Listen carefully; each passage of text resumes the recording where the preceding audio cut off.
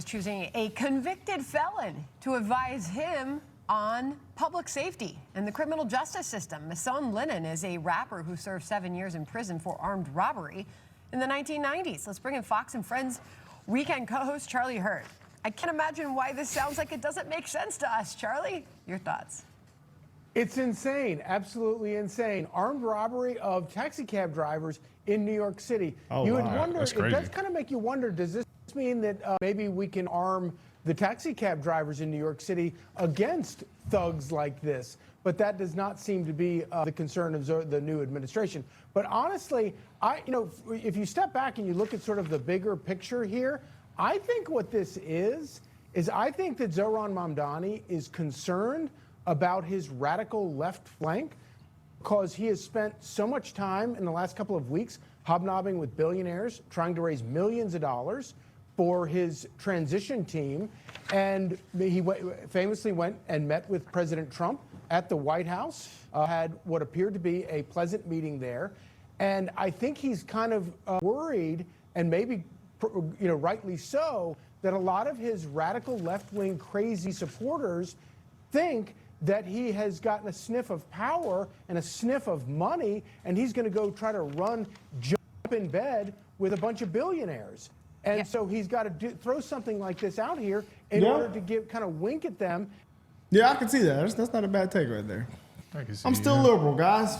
It's interesting, though. This is Fox crazy. News is getting on him for being a convicted felon, but they support Trump. He's also a convicted felon. What they did is I different, know though. it's completely different. It's very different. I know it's completely different. I know it's completely different. I'm just saying. We think one of them that we think they did it for political gain, and one of them he actually was robbing taxis. Okay, that's valid. So- No, that's valid. That's valid. But I was just saying. if he's supporting, no black kids, blue other black kids. We'll see. I mean, support him. I don't Yeah, live in New you. York City, You so gotta show me I'm wrong. past the point of commenting on this.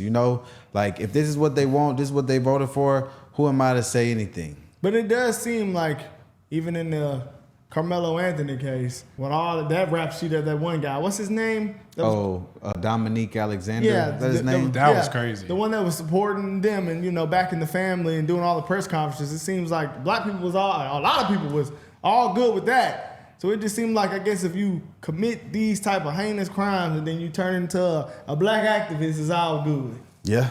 And now you can get appointed. You think he's persuading himself as a black activist? Black Lives Matter. Okay. Black Lives Matter. That's Breonna Taylor. Okay, yeah. This proposed underwater gas pipeline that would go out near Staten Island and out to the Rockaways. Do you plan to weigh in on that?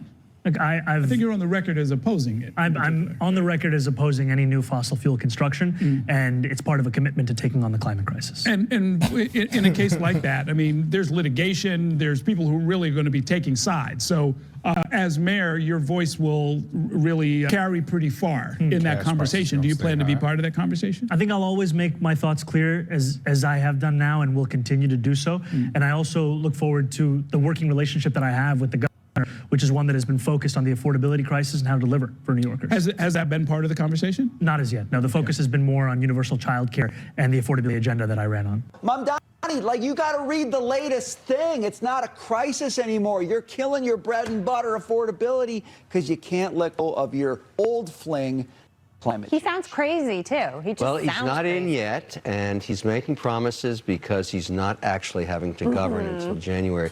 And I want to be fair with this guy. He ran a masterful campaign from social media. My own social people said he was incredible in figuring out algorithms on every platform. Everything he did, it was really high top quartile engagement, and he won that way. He has a big challenge, though, and you're detailing some of the policy decisions he has to make.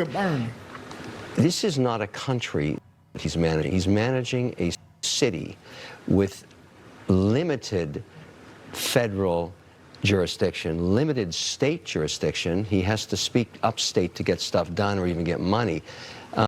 I would think somewhere between now and when he actually takes the seat as mayor, he's got some soul searching to do on policy, including what you're talking about here. Freezing in the dark because you don't have the gas is a really bad campaign. We need bad luck. We need decatherms. Even your diehard supporters might not continue to support But I you think then. that's the kind of thing that, and free food and free transportation, all this stuff is policy. If you enjoy my videos, don't forget to like and subscribe. And if you want to create clips like these fast, try Opus Clips. It's smart, simple, and built for creators.